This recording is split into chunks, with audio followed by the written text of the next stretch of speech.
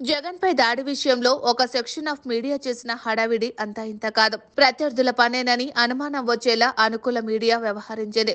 కాదు తనకు తాను సొంతంగా చేయించుకున్నారని ఎల్లో మీడియా కథనాలను వండివార్చింది. రాయ్ తగిలినప్పటి వీడియో బయటకి వచ్చి వైరల్ అయింది.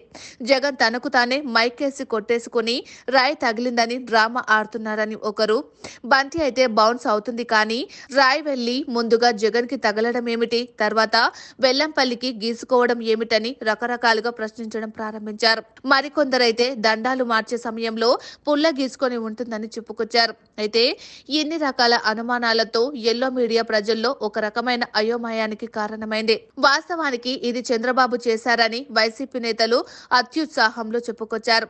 సింపతి కోసం తనకు తానే చేసుకున్నారని టీడీపీ నేతలు ఆరోపించడం ప్రారంభించారు. ఇందులో ఎల్లో మీడియా ప్రవేశించి రక్తి కట్టించింది. రాయి వేసిన వ్యక్తి అన్నా క్యాంటీన్ ఎత్తివేసేందుకు జగన్ పై కోపంతో ఉన్నాడని బోండా ఉమా చెప్పినట్లు వార్తలు ప్రచురించింది. అంటే ఆ వ్యక్తి ఉమాకు తెలిసిన వాడే అనుకోవాలా, లేకపోతే అతను ఏ ఉద్దేశంతో రాయి వేశాడో ఉమా ఎందుకు చెప్పినట్లు?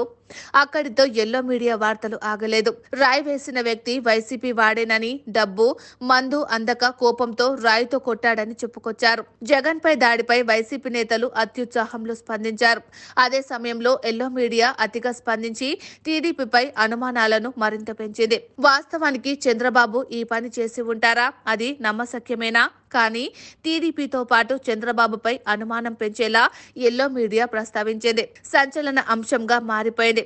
ప్రస్తుతం సురేష్ అనే యువకుడిని పట్టుకోవడం, ఆయన తండ్రి బోండా ఉమా అనుచరుడని తెలియడం, అటు బోండా ఉమా సైతం అతిగా స్పందించడం, బోండాపై గులకరాయి కేసు అంటూ ఒక సెక్షన్ ఆఫ్ మీడియా ఎత్తి చూపడం, ఇవన్నీ టీడీపీపై అనుమానాలకి కారణమయ్యాయి.